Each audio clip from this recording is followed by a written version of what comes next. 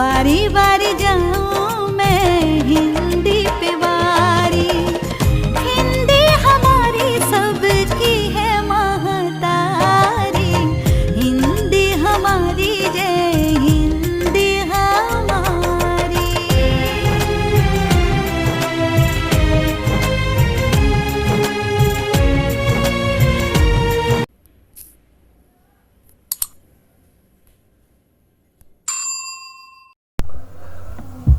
प्यारे साथियों और मित्रों और अध्यापकगण अभिभावकगण समक्ष जो मेरे YouTube चैनल को देख रहे हैं उन सभी को मेरे चैनल पर स्वागत करता हूं। और आज मैं आपके सामने लेकर आया हूं कि हिंदी वल्लरी 10वीं कक्षा तृतीय भाषा हिंदी में चौथा पाठ अभिनव मनुष्य। और आपको क्या करना है कि इस वीडियो को अंत तक देखना है, मेरे साथ बने रहना है। इससे आपको विषय को आसान तरीके से ग्रहण करने के लिए क्या होगा कि बच्चों सहायक होगा। और इस वीडियो के पाठ में हम चर्चा करने वाले निम्न बिंदुओं पर, पहले है पाठ का विधा, फिर बाद में आशय पर चर्चा करेंगे, फिर कवि परिचय पर जानकारी प्राप्त करेंगे, पाठ के नए शब्दों के अर्थ और कविता का अर्थ ग्रहण करेंगे, उसका भाव ग्रहण करने के लिए हम प्रयास कर लेंगे। फिर अंत में जो पाठ में अभ्यास के जो गतिविधि है, जो प्रश्नोत्तर है, उनका पर भी हम चर्चा करने के लिए प्रयास करेंगे बच्चों। तो आगे शुरू करता हूँ वीडियो। तो पहला इस प्रकार है अभिनव मनुष्य विधा कविता। बच्चों यह पाठ है ना, यह कविता विधा का है। ವಿದ್ಯಾರ್ಥಿಗಳೇ ಇದು ಅಭಿನವ ಮನುಷ್ಯ ಅಂತಕ್ಕಂಥ ಪಾಠ ಪದ್ಯ ವಿಧದಲ್ಲಿದೆ. ಸೊ ಅಭಿನವ ಅಂದರೆ ನೂತನ, ನಯ, ಹೊಸ ಅಂತ ಕರಿತೀವಿ. ಮನುಷ್ಯ ಅಂದ್ರೆ ಏನಪ್ಪ ಅಂದ್ರೆ ಮಾನವ, ಅಂದ್ರೆ ಆಧುನಿಕ ಮಾನವ ಅಂದ್ರೆ ಹೊಸ ಮನುಷ್ಯ, ಹೊಸ ಮಾನವ ಅಂತ ಇದ್ರ ಶಬ್ದಶಃ ಅರ್ಥ ಆಗತ್ತೆ. ಸೊ ಇದನ್ನ ನೆನಪಿಟ್ಕೊಳ್ತಕ್ಕಂಥದ್ದು अभिनव का अर्थ है नूतन और मनुष्य का अर्थ है मानव। और अभिनव मनुष्य कविता के कवि का नाम है कि बच्चों रामधारी सिंह दिनकर। ये रामधारी सिंह इनका नाम है और दिनकर उनका उपनाम है। ओके, आगे है बच्चों इसके आशय में प्रमुख उद्देश्य में यह बताया गया है कि इस कविता के द्वारा बच्चे स्नेह, मानवीयता, भाईचारा आदि का महत्व समझ सकते हैं। यानी आपको अभिनव मनुष्य कविता के पढ़ने के बाद आप में इससे क्या होता है कि स्नेह, स्नेह का अर्थ क्या है कि बच्चों मित्रता, दोस्ती, फिर मानवीयता इस करते कि मनुष्यता, ह्यूमैनिटी कहते, फिर भाईचारा इस करते कि भाई का नाता, ब्रदरहुड। इस प्रकार इन तीनों के जो महत्व है ना, इस महत्व को आप क्या कर सकते हैं कि समझ सकते हैं। किस किस के? स्नेह, मानवीयता, भाईचारा, इन गुणों का महत्व को समझ सकते हैं इस कविता पढ़ने के बाद। ವಿದ್ಯಾರ್ಥಿಗಳೇ ಅಭಿನವ ಮನುಷ್ಯ ಈ ಪಾಠ ಪದ್ಯ ವಿಧದಲ್ಲಿದೆ. ಅಭಿನವ ಅಂದರೆ ಹೊಸ, ಮನುಷ್ಯ ಅಂದರೆ ಮಾನವ, ಹೊಸ ಮನುಷ್ಯ ಅಂತ ಸೊ ಪಾಠದ ಅರ್ಥ ಆಗತ್ತೆ. ಸೊ ಆಮೇಲೆ ಇದನ್ನ ಬರೆದಿರ್ತಕ್ಕಂಥ ಕವಿ ರಾಮಧಾರಿ ಸಿಂಹ ದಿನಕರ. ದಿನಕರ ಅಂತಕ್ಕಂಥದ್ದು ರಾಮಧಾರಿ ಸಿಂಹ ಅವರ ಒಂದು ಕಾವ್ಯನಾಮ ಅಂತ ಕರಿತೀವಿ. ಈ ಪದ್ಯವನ್ನ ಓದಿದ ನಂತರ ನೀವುಗಳು ಸೊ ಗೆಳೆತನ ಆಗಿರಬಹುದು, ಮಾನವೀಯತೆ ಆಗಿರಬಹುದು, ಆಮೇಲೆ ಬಂಧುತ್ವ, ಸೊ ಈ ಮೂರರ ಸಹೋದರತೆ ಅಂತೀವಲ್ಲ, ಸೊ ಈ ಮೂರರ ಮಹತ್ವವನ್ನು ನೀವೇನ್ ಮಾಡ್ತೀರಪ್ಪ ಅಂದ್ರೆ ತಿಳಿದುಕೊಳ್ಳುತ್ತೀರಿ. स्नेह, मानवीयता, भाईचारा का महत्व। ओके, सो आगे है बच्चों। सो बच्चों यह है कि स्नेह, हमें इसे मित्रता भी कह सकते हैं। फिर आगे यह है बच्चों मानवीयता, जो दूसरों को क्या करना की सहायता करना, अपनी मनुष्यता का प्रदर्शन करना। फिर आगे है कि भाईचारा, आपस में कोई भी द्वेष को दूर कर कर क्या करने के बच्चों हम भाईचारा का नाता से रहना है। और यह ही इस पाठ का प्रमुख उद्देश्य है, स्नेह, मानवीयता और भाईचारा का महत्व आपको समझाना। बच्चों कविता का पूरी तरह से आशय इस प्रकार है। इस पद्य भाग में वैज्ञानिक युग और आधुनिक मानव का विश्लेषण हुआ है. ಈ ಕವಿತೆಯಲ್ಲಿ ವಿಜ್ಞಾನದ ಯುಗ ಮತ್ತು ಆಧುನಿಕ ಮನುಷ್ಯನ ನಡುವೆ ಏನಾಗದಪ್ಪ ಅಂದ್ರೆ ವಿಶ್ಲೇಷಣೆಯನ್ನು ಕವಿ ಮಾಡಿದ್ದಾನೆ. कवि दिनकर जी इस कविता द्वारा यह संदेश देना चाहते हैं कि आज के मानव ने प्रकृति के हर तत्व पर विजय प्राप्त कर ली है. यानी कविता में जो कवि रामधारी सिंह का यह संदेश है कि प्रकृति के सभी तत्वों पर, चाहे वो जैविक हो अजैविक हो, उन सभी तत्व अंशों पर क्या किया है कि मनुष्य ने जीत प्राप्त कर लिया है.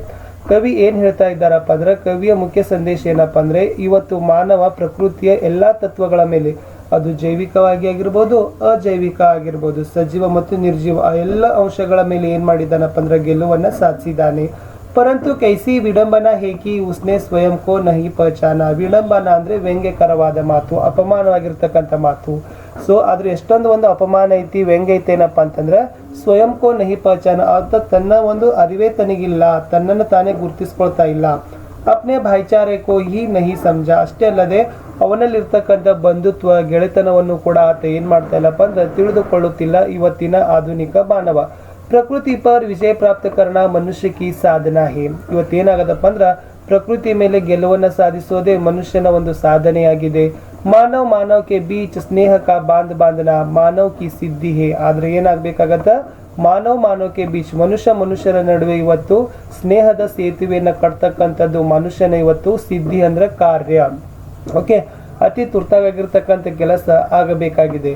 जो मानव दूसरे मानव से प्रेम का रिश्ता जोड़कर आपस की दूरी को मिटाए वही मानव कहलाने का अधिकारी होगा.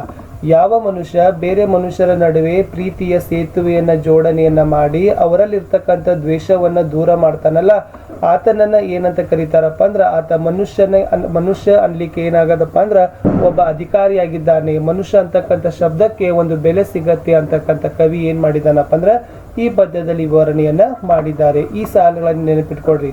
जो मानव दूसरे मानव से प्रेम का रिश्ता जोड़कर आपस की दूरी को मिटाता है वही मानव कहलाने के लिए अधिकारी है. ಇಷ್ಟಿತ್ತು ಮಕ್ಕಳೇ ಪಾಠದ ಸಂಪೂರ್ಣವಾಗಿರ್ತಕ್ಕಂಥ ಒಂದು ಆಶಯ. ಸೊ ಮುಂದೆ ಇದೆ. ಸೊ ಇಲ್ಲಿ ಹೇಳಿದ್ದೀವಿ ಇವತ್ತೇನಾಗದಪ್ಪ ಅಂದ್ರೆ ಪ್ರಕೃತಿಯ ಎಲ್ಲಾ ತತ್ವಗಳದು ಅದು ಭಿನ್ನವಾಗಿರ್ತಕ್ಕಂಥ ಒಂದು ಎಲ್ಲ ತತ್ವಗಳ ಮೇಲೆ ಮನುಷ್ಯ ಏನ್ ಮಾಡಿದ್ದಾನಪ್ಪ ಅಂದ್ರೆ ವಿಜಯವನ್ನ ಸಾಧಿಸ್ತಾ ಇದ್ದಾನೆ. ಆದರೆ ಇದು ಮುಖ್ಯವಾಗಿರ್ತಕ್ಕಂಥ ಅಂಶ ಇಲ್ಲ. ಈತ ಮನುಷ್ಯ ತನ್ನನ್ನು ತಾನೇ ಮರೆತುಕೊಳ್ಳಿಕತ್ತಾನೆ. ಆದ್ರೆ ಈ ಮನುಷ್ಯ ಏನ್ ಮಾಡ್ಬೇಕು, ಮನುಷ್ಯರ ನಡುವೆ ಪ್ರೀತಿಯ ಒಂದು ಸೇತುವೆಯನ್ನ ನಿರ್ಮಾಣ ಮಾಡಬೇಕು. ಅವನಲ್ಲಿರ್ತಕ್ಕಂಥ ಹಗೆತನ ದ್ವೇಷವನ್ನ ನಿವಾರಣೆ ಮಾಡಬೇಕು. ಆವಾಗ ಮಾತ್ರ ಈ ಮನುಷ್ಯನನ್ನ ನಿಜಕ್ಕೂ ಕೂಡ ಆವಾಗ ಮಾನವ ಅನ್ಲಿಕ್ಕೆ ಯೋಗ್ಯ ಅಂತಕ್ಕಂಥದ್ದು ಕವಿ ಏನ್ ಮಾಡಿದಾರಪ್ಪ ಅಂದ್ರೆ ಹೇಳಿದ್ದಾರೆ ಈ ಪದ್ಯದಲ್ಲಿ. ಸೊ ಮುಂದೆ ಕವಿ ಪರಿಚಯ ನೋಡ್ಕೊಂಡು ಬರೋಣ. कवि रामधारी सिंह दिनकर जी का जन्म सन 1908 को बिहार प्रांत के मुंगेर जिले में हुआ. ಸೊ ರಾಮಧಾರಿ ಸಿಂಗ್ ದಿನಕರ್ ಅವರು ಹುಟ್ಟಿಕೊಂಡಿರ್ತಕ್ಕಂಥದ್ದು 1908 ಬಿಹಾರ್ ಪ್ರಾಂತದ ಮುಂಗೇರ್ ಅಂತಕ್ಕಂಥ ಒಂದು ಜಿಲ್ಲೆಯಲ್ಲಿ. ಪಹಲೆ ವೇ ರೇಡಿಯೋ ವಿಭಾಗ ಮೇ ಕಾಮ್ ಕರ್ತೆ ಥೆ. ಮೊದಲು ಇವರು ಏನ್ ಮಾಡಿದ್ರಪ್ಪ ಅಂದ್ರೆ ಆಕಾಶವಾಣಿ ವಿಭಾಗದಲ್ಲಿ ಕೆಲಸವನ್ನ ಮಾಡ್ತಿದ್ರು. ಬಾದ್ ಮೇ ಏಕ್ ಸರ್ಕಾರಿ ಕಾಲೇಜ್ಗೆ ಪ್ರಾಧ್ಯಾಪಕ ಬನೆ. ಅದಾದ ನಂತರ ಸರ್ಕಾರಿ ಕಾಲೇಜಿನ ಪ್ರಾಧ್ಯಾಪಕರಾಗಿದ್ರು. आगे चलकर वे भारत सरकार के हिंदी सलाहकार के पद पर नियुक्त हुए. ಮುಂದೆ ಅದು ಅವರು ಕಾಲೇಜ್ ಪ್ರಾಧ್ಯಾಪಕ ಆದ ನಂತರ ನಮ್ಮ ಭಾರತ ಸರ್ಕಾರದಲ್ಲಿ ಹಿಂದಿ ಸಲಹಾಕಾರರಾಗಿರ್ತಕ್ಕಂಥ ಹುದ್ದೆಯಲ್ಲಿ ಅವ್ರು ಏನಾಗ್ತಾರಪ್ಪ ಅಂದ್ರೆ ನಿಯೋಜನೆ ಆಗ್ತಾರೆ. सन 1964 को इनका देहावसान हुआ. ಅಂದ್ರೆ 1974ರಲ್ಲಿ ಏನಾಯ್ತಪ್ಪ ಅಂದ್ರೆ ಸೊ ರಾಮಧಾರಿ ಸಿಂಗ್ ದಿನಕರ್ ಅವ್ರು ಏನ್ ಮಾಡಿದ್ರು, ತೀರಿಕೊಂಡರು. कवि की कुछ प्रमुख रचनाएं हैं हुंकार, रेणुका, रसवंती, सामधेनी, धूपचाह, ಕುರುಕ್ಷೇತ್ರ, ಬಾಪು, ರಶ್ಮಿರತಿ ಆದಿ. ಇವರು ಬಹಳಷ್ಟು ಒಂದು ಕೃತಿಗಳನ್ನ ಬರೆದಿದ್ದಾರೆ. ಆದ್ರೆ ಇವೆಲ್ಲ ಏನಾಗಿದಾವಪ್ಪ ಅಂದ್ರೆ ಪ್ರಮುಖವಾಗಿದ್ದಾವೆ.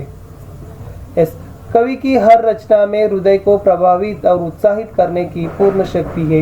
ಇವರು ಬರೆದಿರ್ತಕ್ಕಂಥ ಪ್ರತಿಯೊಂದು ಕೃತಿಗಳಲ್ಲಿ ಏನಾಗತ್ತಪ್ಪ ಅಂದ್ರೆ ನಮ್ಮ ಹೃದಯವನ್ನ ಪ್ರಭಾವವನ್ನಾಗಿ ಮಾಡ್ತಕ್ಕಂಥದ್ದು, ನಮ್ಮನ್ನು ಉತ್ಸಾಹವನ್ನ ಮಾಡಿ ಪ್ರೇರಣೆಯನ್ನ ಮಾಡ್ತಕ್ಕಂಥ ಸಂಪೂರ್ಣ ಶಕ್ತಿ ಇವರು ಬರೆದಿರ್ತಕ್ಕಂಥ ಕೃತಿಗಳಲ್ಲಿ ಇದೆ. ಇನ್ಕಿ ಭಾಷಾ ಸಜೀವ್ ಅವ್ರ ವಿಷಯಕ್ಕೆ ಅನುಕೂಲ. ಆ ಎಲ್ಲ ಕೃತಿಗಳಲ್ಲಿ ಬರೆದಿರ್ತಕ್ಕಂಥ ಭಾಷೆ ನಿಜಕ್ಕೂ ಕೂಡ ಸಜೀವ ಅಂದ್ರೆ ಜೀವಂತವಾಗಿದ್ದಾವೆ. ಅಷ್ಟೇ ಅಲ್ಲದೆ ವಿಷಯಕ್ಕೆ ಅನುಕೂಲ ಅಂದ್ರೆ ವಿಷಯಕ್ಕೆ ಅನುಕೂಲವಾಗಿ ಅದರ ಪ್ರಾಸಂಗಾನುಕೂಲವಾಗಿ ಏನಾಗದಪ್ಪ ಅಂದ್ರೆ ಆ ಭಾಷೆಯನ್ನ ಕವಿಯವರು ಲೇಖಕರು ಏನ್ ಮಾಡಿದ್ದಾರೆ, ಬಳಸಿದ್ದಾರೆ ಅವರ ಒಂದು ಕೃತಿಗಳಲ್ಲಿ. ಅಭಿನವ್ ಮನುಷ್ಯ ಪದ್ಯ ಬಾ ಕುರುಕ್ಷೇತ್ರಕ್ಕೆ ಷಷ್ಠ ಸರ್ಗ ಸೇ ಲಿಯಾ ಗಯಾ ಹೇ. ಈ ಪದ್ಯವನ್ನ ಇವರು ಬರೆದಿರ್ತಕ್ಕಂಥ ಒಂದು ಕೃತಿ ಯಾವ್ದಪ್ಪ ಅಂದ್ರ ಕುರುಕ್ಷೇತ್ರ. ಸೊ ಈ ಕುರುಕ್ಷೇತ್ರದ ಷಷ್ಠ ಸರ್ಗ ಅಂದ್ರೆ ಒಂದು ಅಧ್ಯಾಯ ಅಂತ ಕರಿತೀವಿ. ಷಷ್ಠ ಅಂದ್ರೆ 6. ಈ ಕುರುಕ್ಷೇತ್ರದ 6ನೆಯ ಸರ್ಗದಿಂದ 6ನೆಯ ಅಧ್ಯಾಯದಿಂದ ಅಭಿನವ ಮನುಷ್ಯ ಅಂತಕ್ಕಂಥ ಪದ್ಯ ಭಾಗವನ್ನ ಆರಿಸಿಕೊಂಡಿದ್ದಾರೆ. ಸೊ ಇವರು ಬರೆದಿರ್ತಕ್ಕಂಥ ಬಹಳಷ್ಟು ಕೃತಿಗಳಂತ ಅನ್ಬಹುದು. ಅದು ಸಂಸ್ಕೃತಿಗೆ 4 ಅಧ್ಯಾಯ ಇದೆ, ಊರ್ವಶಿ ಇದೆ, ಹುಂಕಾರ್ ಇದೆ, ಕುರುಕ್ಷೇತ್ರ, ರಶ್ಮಿರತಿ ಮತ್ತು ಪರಶುರಾಮ್ ಕಿ ಪ್ರತೀಕ್ಷಾ ಅಂತಕ್ಕಂಥ ಹಲವು ಕೃತಿಗಳನ್ನ ಏನ್ ಮಾಡಿದಾರಪ್ಪ ಅಂತಂದ್ರೆ ಸೊ ರಾಮಧಾರಿ ಸಿಂಗ್ ದಿನಕರ್ ಅವರು ನಮ್ಮ ಹಿಂದಿ ಸಾಹಿತ್ಯಕ್ಕೆ ಕೊಡುಗೆಯನ್ನಾಗಿ ಕೊಟ್ಟಿದ್ದಾರೆ. ಆದರೆ ಅವರು ಬರೆದಿರ್ತಕ್ಕಂಥ ಕುರುಕ್ಷೇತ್ರದ ಒಂದು 6ನೆಯ ಅಧ್ಯಾಯದಿಂದ ಪ್ರಸ್ತುತ ಪಾಠವಾಗಿರ್ತಕ್ಕಂಥ ಅಭಿನವ ಮನುಷ್ಯ ಅಂತಕ್ಕಂಥ ಪದ್ಯವನ್ನ ಆರಿಸಿಕೊಳ್ಳಲಾಗಿದೆ.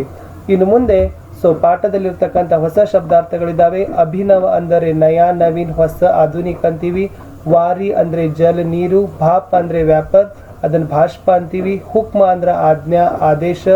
ವ್ಯವಧಾನ ಅಂದ್ರೆ ಪರ್ದಾ ರುಕಾವಟ್ ಬಾಧಾ ಅಡಚಣೆ ಅಂತೀವಿ. ಸರಿತ ಅಂದ್ರೆ ನದಿ ಸರಿತಾ ಅಂತೀವಿ. ಸಿಂಧು ಅಂದ್ರೆ ಸಾಗರ ಸಮುದ್ರ.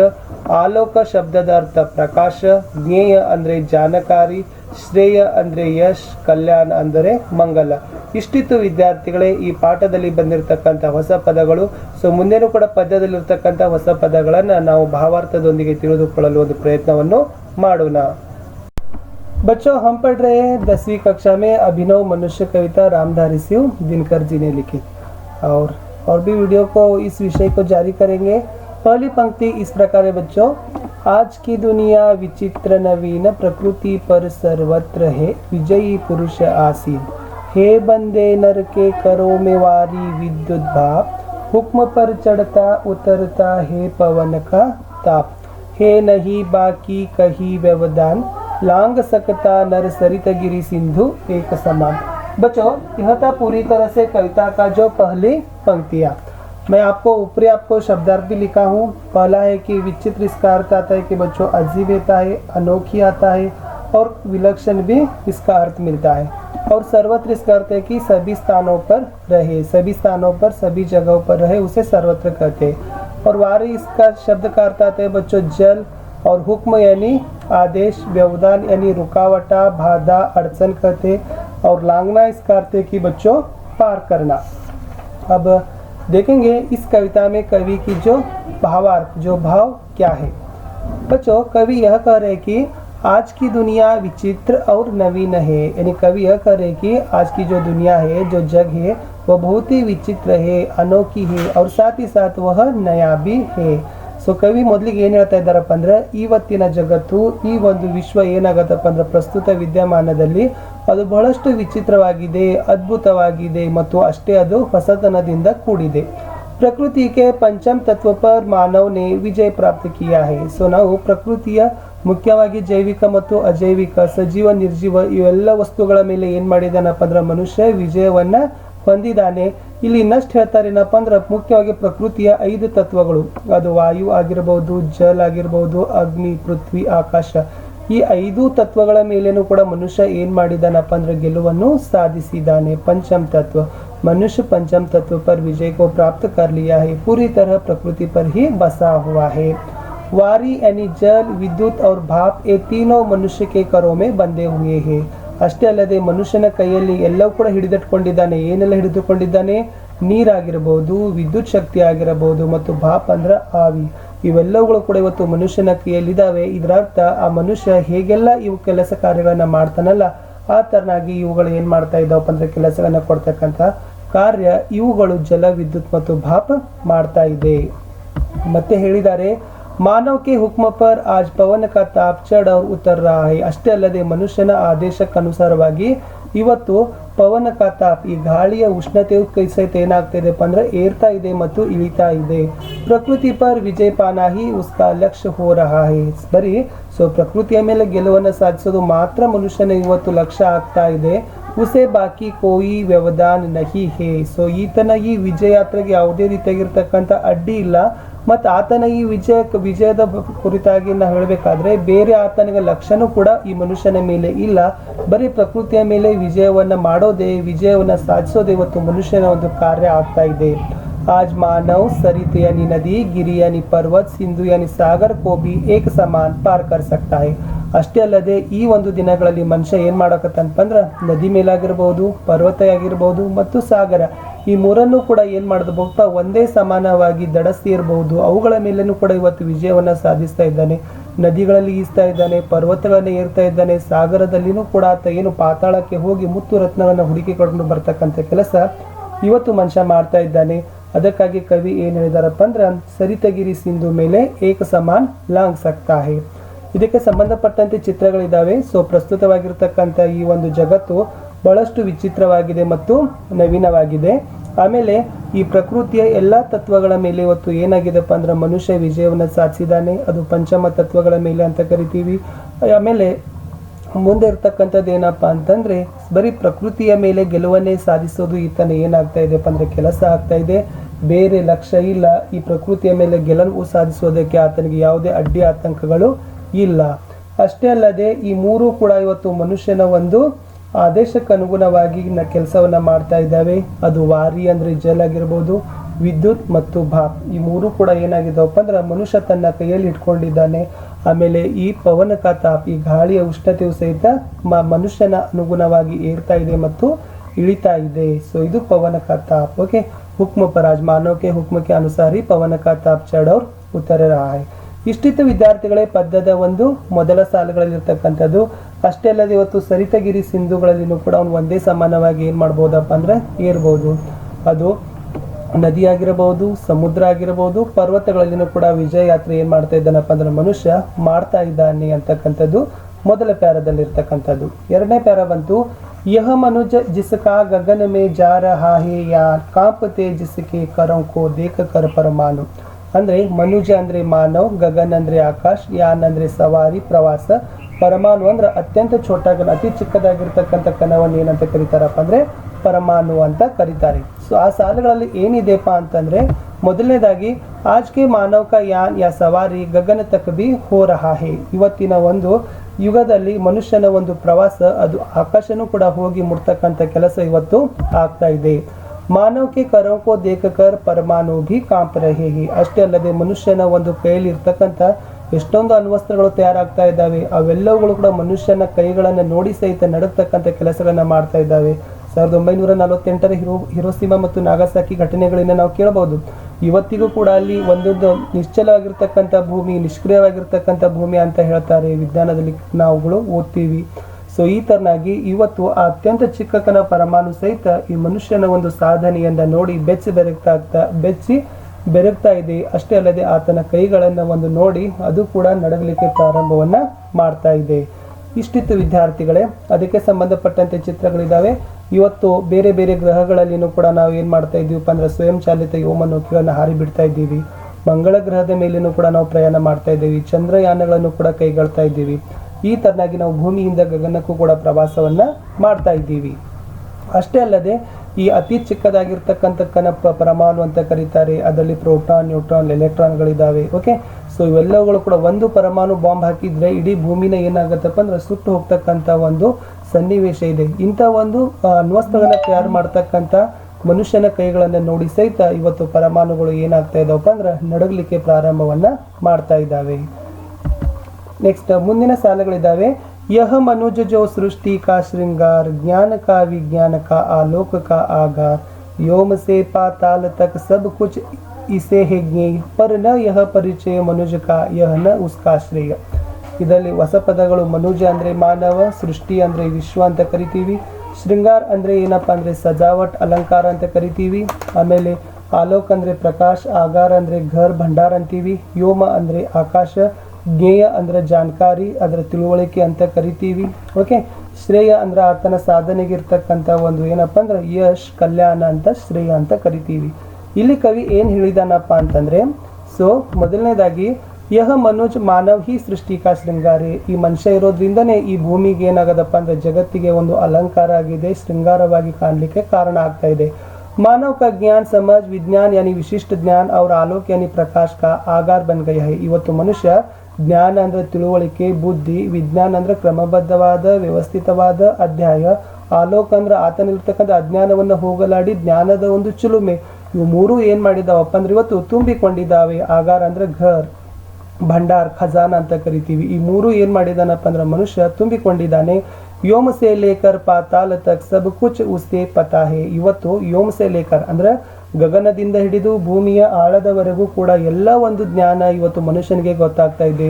ಲೇಕಿನ್ ಯಹ ಉಸ್ಕಿ ಸಹಿ ಪರಿಚಯ ನಹಿ ಹೇ. ಇಷ್ಟೆಲ್ಲ ಆತನಿಗೆ ಗಗನದಿಂದ ಹಿಡಿದು ಭೂಮಿಯ ಪಾತಾಳದವರೆಗೆ ಗೊತ್ತಿದ್ರು ಇದು ಮನುಷ್ಯನ ಸರಿಯಾದ ಪರಿಚಯ, ಮನುಷ್ಯನಿಗೆ ಸರಿಯಾದ ಸಲ್ತಕ್ಕಂಥ ಒಂದು ಶ್ರೇಯಸ್ಸು, ಯಶಸ್ಸು ಇದು ಅಲ್ಲ ಅಂತ ಕವಿ ಹೇಳ್ತಾ ಇದ್ದಾರೆ. ಸೊ ಇದಿರ್ತಕ್ಕಂಥದ್ದು ಏನಪ್ಪ ಅಂದ್ರೆ ಇವತ್ತು ಮನುಷ್ಯ ಇರೋದ್ರಿಂದನೇ ನಮ್ಮ ಭೂಮಿ ಇದೆ. ಸೊ ಅದಕ್ಕಾಗಿ ಭೂಮಿಯಲ್ಲಿ ಹೊಸ ಹೊಸ ಆವಿಷ್ಕಾರಗಳನ್ನ ಕಾಡ್ತಾ ಇದ್ದೀವಿ. यह मनुज ही इस सृष्टि का श्रृंगार है. और आगे है बच्चों, इसे जो मनुज को उसके ज्ञान का हो या विज्ञान का हो और आलोक का आगार भी कहा जाता है. आगे है बच्चों, और इसे योम से लेकर पाताल तक यानी गगन से लेकर पाताल तक सब कुछ ज्ञान या समझ आज मानव को है, और लेकिन यह उसका स्वयं परिचय या मानव कहलाने के लिए योग्य या अधिकारी नहीं कह सकते हैं. ಇಷ್ಟೆಲ್ಲ ಇದ್ರೂ ಕೂಡ ಈತನಿಗೆ ಒಂದು ಮಾನವ, ಮನುಷ್ಯ ಅಂತಕ್ಕಂಥ ಒಂದು ಸಲ್ತಕ್ಕಂಥ ಯೋಗ್ಯತೆ ಈ ಮಾನವನಿಗೆ ಇಲ್ಲ. बच्चों आगे की पंक्ति इस प्रकार है, जो चौथा छंद में दिए गए पंक्ति है। श्रेय उसका बुद्धि पर चैतन्य उर की जीत, श्रेय मानव की मानवों से प्रीत, एक नर से दूसरे के बीच का व्यवधान, तोड़ दे जो बस वही ज्ञानी वही विज्ञान और मानव भी वही। देखो शब्दार्थ इस प्रकार है बच्चों, श्रेय है और श्रेय का अर्थ मिलता है कि यश यानी कल्याण है, और चैतन्य यानी जीवित कहते हैं, उर यानी हृदय, जीत यानी उसके ऊपर जय प्राप्त करना, ओके। असीमित यानी असंख्यात, प्रीत यानी प्रेम है, नर यानी मानव, और व्यवधान इसका अर्थ होता है कि बच्चों उनकी बीच में जो रुकावट हो, बाधा, उसे व्यवधान कहते हैं। और ज्ञानी यानी समझदारी है, विद्वान यानी पंडित कहते हैं, और मानव है जो मनुष्य जाति का ऊंची स्तर पर रहे हुए एक व्यक्ति ही मानव कहते हैं, ठीक है ना। और देखेंगे इस पर कवि की जो भावना है, जो कवि की पंक्तियां है इस प्रकार है। कवि मनुष्य के बुद्धि और हृदय पर जीत हासिल करना ही उसका श्रेय है, यानी जो आधुनिक मनुष्य का जो श्रेय है, जो उसकी यश क्या हुआ है कि दूसरे व्यक्ति पर और उसके हृदय पर, बुद्धि यानी व्यक्ति कह सकते कि हम दूसरे व्यक्ति पर और दूसरे व्यक्ति के हृदय पर भी क्या कर रहा है कि जीत हासिल कर रहा है। आपस की दूरी को क्या कर रहा है कि वो आपस की दूरी बहुत ही है, द्वेष हो रहा है और वहाँ पर रुकावट भी है, लेकिन उसका जो लक्ष्य है वह है कि उसके हृदय पर जीत हासिल करना है। असीमित मानव से प्रेम से जुड़े रहना ही उसका श्रेय है। लेकिन कवि कहता है कि अंत में क्या कहता है कि असंख्यात मानवों से क्या करना है कि हम प्रेम का रिश्ता जोड़ना है, और जो प्रेम का रिश्ता जोड़ता है वही उसका क्या होता है कि श्रेय होता है मानव की। सिर्फ बुद्धि और हृदय पर जीत हासिल करना ये बड़ी बात नहीं है, क्योंकि असीमित मानवों से जो प्रीत है ना, असीमित मानवों से जो प्रेम का रिश्ता जोड़ना वह मानव का श्रेय है। आगे है, एक मानव से दूसरे मानव के बीच का व्यवधान को तोड़ देना चाहिए, यानी एक व्यक्ति दूसरे व्यक्ति के बीच में जो आपस में जो बाधा होते हैं, जो अड़चन होती है, उसको क्या करना है कि तोड़ देना, मिटाना है। और उसी व्यक्ति को कवि ज्ञानी विद्वान और मानव कहा है। जो व्यक्ति अपने मानव से दूसरे मानव के, अपने के बीच और दूसरों के बीच का जो द्वेष है, जो रुकावट है, वह तोड़ना है। जो व्यक्ति तोड़ेगा ना, उसे ही कवि कहते हैं कि वह मानव कहलाने के लिए योग्य है। कवि ಏನು ಹೇಳ್ತಾರಪ್ಪ ಅಂತಂದ್ರೆ ಇಲ್ಲಿ ಇವತ್ತು ಮನುಷ್ಯ ಕೇವಲ ಮನುಷ್ಯನ ಮೇಲೆ ಮತ್ತು ಮನುಷ್ಯನ ಹೃದಯದ ಮೇಲೆ ಇವತ್ತು ಗೆಲುವನ್ನು ಸಾಧಿಸತಕ್ಕಂಥದ್ದು ಮಾನವನ ಇವತ್ತು ಶ್ರೇಯಸ್ಸು ಆಗಿದೆ. ಆದರೆ ಇಲ್ಲಿ ಏನು ಹೇಳ್ತಾರೆ ಕವಿ, ಅಸಂಖ್ಯಾತ ಮಾನವರ ನಡುವೆ ನಾವು ಪ್ರೀತಿಯ ಸೇತುವೆಯನ್ನು ನಾವು ಕಟ್ಟಬೇಕಾಗಿದೆ. ಈ ಅಸಂಖ್ಯಾತ ಮಾನವರೊಡನೆ ನಾವು ಪ್ರೀತಿಯ ಸೇತುವೆಯನ್ನು ಕಟ್ಟೋದೇ ಮನುಷ್ಯನ ಯಶಸ್ಸು ಆಗಬೇಕಾಗಿದೆ. ಯಾವ ಮನುಷ್ಯ ಬೇರೆಯವರ ಮನುಷ್ಯನ ನಡುವಿನ ಇರತಕ್ಕಂಥ ದ್ವೇಷವನ್ನು ಹೋಗಲಾಡಿಸಬೇಕು. ಯಾವ ವ್ಯಕ್ತಿ ಅವರ ನಡುವಿನ ಮತ್ತು ಬೇರೆಯವರ ನಡುವಿನ ಒಂದು ದ್ವೇಷವನ್ನು ಹೋಗಲಾಡಿಸ್ತಾನಲ್ಲ, ಅವನನ್ನೇ ಏನಂತ ಕರೀತಾರಪ್ಪ ಅಂದ್ರೆ ಕವಿ, ಅವನೇ ಜ್ಞಾನಿ ಇದ್ದಾನೆ, ವಿದ್ವಾನ್ ಅನ್ಬೋದು, ಮಾನವ್. ಈ ಮೂರು ಶಬ್ದಗಳು ಆ ವ್ಯಕ್ತಿಗೆ ಶ್ರೇಯ ಹೋಗುತ್ತೆ. ಯಾರ ಮನುಷ್ಯ ಬೇರೆಯವರೊಡನೆ ಇರತಕ್ಕಂಥ ದ್ವೇಷ ಅಸೂಯೆಗಳನ್ನ ತೊಲಗಿಸಿ ಅವರು ಕೂಡ ನಮ್ಮವರೇ ಅಂತಕ್ಕಂಥ ಭಾವನೆ ಬೆಳೀತದಲ್ಲ, ಅವಾಗ ಮಾತ್ರ ಅವನನ್ನ ಜ್ಞಾನಿ, ವಿದ್ವಾನ್ ಮತ್ತು ಮಾನವ್ ಅಂತ ಕರೆದಿದ್ದಾರೆ. ಸಂಬಂಧಪಟ್ಟಂತ ಚಿತ್ರಗಳಿದಾವೆ ಮಕ್ಕಳೇ. ಏನಪ್ಪಾ ಅಂತಂದ್ರೆ ಬರೀ ಮನುಷ್ಯನ ಮೇಲೆ ಮತ್ತು ಮನುಷ್ಯನ ಹೃದಯದ ಮೇಲೆ ಗೆಲುವನ್ನು ಸಾಧಿಸತಕ್ಕಂಥದ್ದು ಆಗಬಾರ್ದು. ओके, सिर्फ व्यक्ति के बुद्धि और हृदय पर जीत हासिल करना यह कोई श्रेय की बात नहीं है. आगे है, वह मानव क्या करना है कि असीमित मानव से प्रेम का रिश्ता जोड़ना है. ಮಾನವ ಅಸಂಖ್ಯಾತ ಹೃದಯಗಳ ನಡುವಿನ ಒಂದು ಪ್ರೀತಿಯ ಪ್ರೇಮದ ಒಂದು ಸೇತುವೆಯನ್ನು ಬೆಸೆಯಬೇಕಾಗಿದೆ. ಅವಾಗ ಮಾತ್ರ ಅವನಲ್ಲಿರ್ತಕ್ಕಂಥ ದ್ವೇಷವನ್ನು ನಾವು ಹೋಗಲಾಡಿಸಬಹುದು. ಆಮೇಲೆ दूसरों के बीच का व्यवधान. ಇವತ್ತು ಸಮಾಜದಲ್ಲಿ ನಾವು ನೋಡ್ತೀವಿ ಎಷ್ಟೊಂದು ದ್ವೇಷ, ಅಸೂಯೆ ಇದೆಯಲ್ಲ, ಕೋಪ, ಅಹಂಕಾರ, ಇವೆಲ್ಲವುಗಳನ್ನು ನಾವು ಏನು ಮಾಡಬೇಕಪ್ಪ ಅಂದ್ರೆ ತೊಲಗಿಸಬೇಕು. ಅವೆಲ್ಲವುಗಳನ್ನು ನಾವು ಹೊಡೆದಾಕಿದಾಗ ಮಾತ್ರ ನಾವು ಪ್ರೇಮದ ಸೇತುವೆಯನ್ನು ಕಟ್ಟಬಹುದು. ಆವಾಗ ಆ ವ್ಯಕ್ತಿಯನ್ನು ಕವಿ ಏನಂತಾರಪ್ಪ ಅಂದ್ರೆ ಅವನೇ ನಿಜವಾದ ಜ್ಞಾನಿ ಇದ್ದಾನೆ, ಅವನನ್ನೇ ನಾವು ವಿದ್ವಾನ್, ಮಾನವ ಅಂತಕ್ಕಂಥ ಒಂದು ಉಚ್ಚ ಸ್ತರಕ್ಕೆ ಅವರನ್ನು ಏನು ಮಾಡಿದಾರಪ್ಪ ಅಂದ್ರೆ ಕವಿ ತೆಗೆದುಕೊಂಡು ಹೋಗಿದ್ದಾರೆ. ವಿದ್ಯಾರ್ಥಿಗಳೇ, ಇಷ್ಟಿತ್ತು ಈ ಪಾಠ. ಇಲ್ಲಿಗೆ ಮುಗೀತು. ಇನ್ನು ಮುಂದೆ ನಾವು ಅಭಿನವ ಮನುಷ್ಯ ಈ ಒಂದು ಪದ್ಯದ ಒಂದು ಪ್ರಶ್ನೋತ್ತರಗಳಿಗೆ ಬಂದಿದ್ದೀವಿ. ಏನೆಲ್ಲ ಪ್ರಶ್ನೆಗಳಿದ್ದಾವೆ ಅವುಗಳ ಬಗ್ಗೆ ಒಂದೊಂದಾಗಿ ಪ್ರಯತ್ನವನ್ನು ತಿಳಿದುಕೊಳ್ಳಲಿಕ್ಕೆ, ಬಿಡಿಸಲಿಕ್ಕೆ ಪ್ರಯತ್ನವನ್ನು ಮಾಡೋಣ. ಮೊದಲನೇ ಪ್ರಶ್ನೆ ಬಂದ್ಬಿಟ್ಟು ಏನಿದೆಪ್ಪ ಅಂತಂದರೆ, ಏಕ್ ವಾಕ್ಯ ಮೇ ಉತ್ತರ ಲಿಖಿಯೇ. ಫಸ್ಟ್ ಇರ್ತಕ್ಕಂಥದ್ದು ಒಂದು ವಾಕ್ಯದಲ್ಲಿ ಒಟ್ಟು 7 ಪ್ರಶ್ನೆಗಳಿದ್ದಾವೆ. ನೋಡೋಣ ಪ್ರಶ್ನೆ ಮತ್ತು ಉತ್ತರಗಳು ಏನೆಲ್ಲ ಇದಾವೆ ಅಂತಕ್ಕಂಥದ್ದು. ಮೊದಲನೇ ಪ್ರಶ್ನೆ ಬಂತು, ಆಜ್ ಕಿ ದುನಿಯಾ ಕೈಸಿ ಹೈ. उत्तर ಇದೆ आज की दुनिया विचित्र और नवीन है। ಎರಡನೇ ಪ್ರಶ್ನೆ मानव के हुक्म पर क्या चढ़ता और उतरता है। उत्तर ಇದೆ मानव के हुक्म पर पवन का ताप चढ़ता और उतरता है। प्रश्न 3 परमाणु किसे देखकर कांपते हैं। उत्तर परमाणु नर यानी मानव के करों को देखकर कांपते हैं। 4 अभिनव मनुष्य कविता के कवि का नाम क्या है। यानी अभिनव मनुष्य कविता के कवि का नाम श्री रामधारी सिंह दिनकर है। 5 आधुनिक पुरुष ने किस पर विजय पाई है। और आधुनिक पुरुष ने प्रकृति पर विजय पाई है। प्रश्न 6 है बच्चों नर किन किन को एक समान लांग सकता है। और नर नदी पर्वत और सागर को एक समान लांग सकता है। और लास्ट 7th क्वेश्चन है बच्चों आज मनुष्य का यान कहाँ जा रहा है। और उत्तर है आज मनुष्य का यान गगन यानी व्योम तक जा रहा है। यह थे बच्चों 7 प्रश्न एक वाक्य में उत्तर लिखने के लिए। चलेंगे दूसरा मुख्य प्रश्न 2-3 वाक्यों में उत्तर लिखिए। उसमें 2-3 वाक्य में आपको 3 प्रश्न है। उसमें पहला प्रश्न और उत्तर इस प्रकार है। प्रकृति पर सर्वत्र है विजयी पुरुष आसीन इस पंक्ति का आशय समझाइए। ये जून 2020 में प्रश्न पूछा गया था 2 मार्क्स के लिए। उत्तर है कवि का कहना है कि मनुष्य ने प्रकृति के सभी तत्वों पर अर्थात पृथ्वी आकाश वायु जल और अग्नि पर विजय प्राप्त कर लिया है। वे सभी मनुष्य के आदेश पर ही चल रहे हैं। दूसरा दिनकर जी के अनुसार मानव का सही परिचय क्या है। और उत्तर है प्रकृति पर विजय प्राप्त करना मनुष्य की साधना नहीं है। मानव के बीच स्नेह का बांध बांधना मानव की सिद्धि है।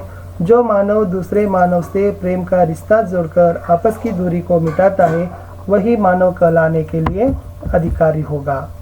प्रश्न 3 और अंतिम प्रश्न है बच्चों दूसरा एक्सरसाइज में इस कविता का दूसरा कौन सा शीर्षक हो सकता है और क्यों। उत्तर है इस कविता का दूसरा शीर्षक आधुनिक मनुष्य हो सकता है क्योंकि मानव ने प्रकृति के हर तत्व पर विजय प्राप्त कर लिया है परंतु स्नेह मानवीयता और भाईचारा आदि गुणों को भूल कर बैठा हुआ है। मुख्य प्रश्न 3 भावार्थ लिखना है। और भावार्थ लिखने के लिए आपको पंक्ति इस प्रकार थी। यह मनुज जो सृष्टि का श्रृंगार ज्ञान का विज्ञान का आलोक का आगार व्योम से पाताल तक सब कुछ इसे है ज्ञेय पर न यह परिचय मनुष्य का यह न उसका श्रेय। आपको भावार्थ लिखने में पहले इसमें 1 4 5 शब्दार्थ लिखो। फिर बाद में क्या करना है कि कवि कविता का नाम लिखना है। फिर अंत में भावार्थ की पंक्ति में लिखने के लिए प्रयास करना है। इस पर कवि यह कर रहे कि मनुष्य सृष्टि में सर्वोत्तम प्राणी बन गया है। सृष्टि का श्रृंगार मानव ही है।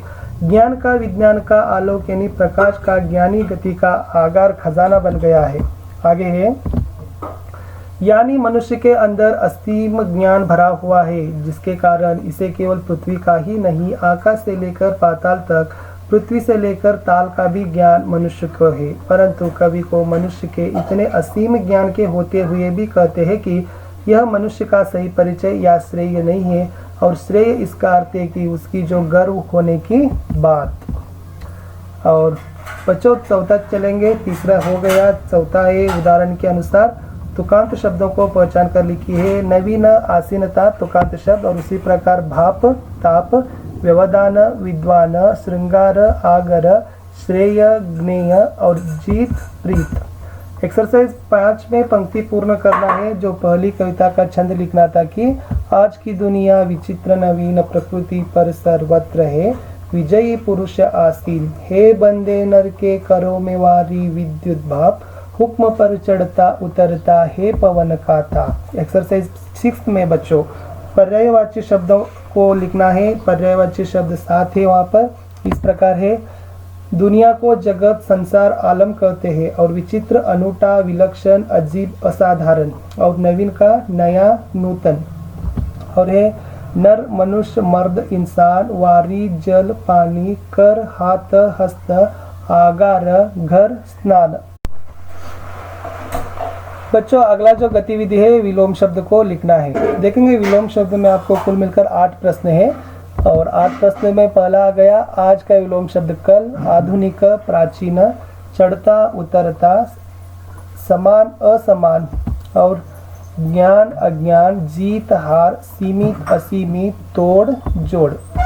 अगला है बच्चों एकल शब्द लिखना है। यहाँ पर एक वाक्य होता है उसी वाक्य को एक ही शब्द में आपको क्या करना है कि अर्थ देने वाले एकल शब्द में वन वर्ड सब्स्टिट्यूशन में लिखना है। जैसे यहाँ पर उदाहरण है कि सभी जगहों में है और सभी जगहों में कहते कि सर्वत्र कहते। और उसी प्रकार पहला प्रश्न था कि आसन पर बैठा हुआ आसीना, बचा हुआ बचत, मनु की संतान मानव, विशेष ज्ञान विज्ञान, अधिक विद्या प्राप्त सर्वज्ञ। अगला प्रश्न अनुरूपता शब्द है बच्चों, जो पहले दो शब्दों के संबंध को ग्रहण करना है, फिर तीसरे शब्द का संबंध को आपको लिखना है। पहला है गिरी को पहाड़ कहते हैं, फिर वारी को जल कहते हैं। पवन यानी वायु, सिंधु यानी सागर, जमीन यानी आसमान, आकाश पाताल विलोम शब्द था, नर आदमी उर छाती। ओके, यहाँ तक तो पूरी हो गया। अब हम चर्चा करेंगे कि विगत वर्ष के परीक्षा में यानी प्रीवियस ईयर क्वेश्चन में इस पाठ से कौन कौन से प्रश्न पूछा गया है।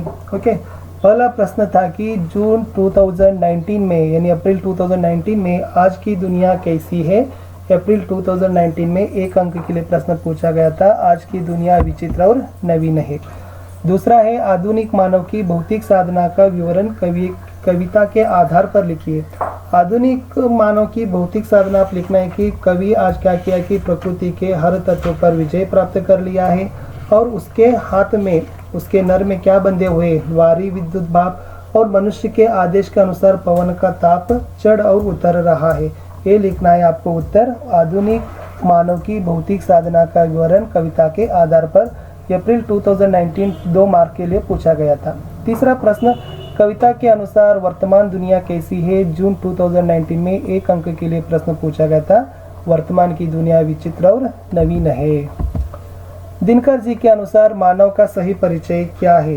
क्या लिखेगा आपको लिखना है कि जो प्रकृति पर विजय प्राप्त करना मनुष्य की साधना बन गया, लेकिन मानव के बीच के स्नेह का बांध बांधना मानव की सिद्धि होनी है। जो मानव दूसरे मानव के प्रेम का रिश्ता जोड़कर आपस की दूरी को मिटाता है, उसे ही मानव कहलाने के लिए योग्य है। यह प्रश्न पूछा गया था जून 2019 2 अंक के लिए।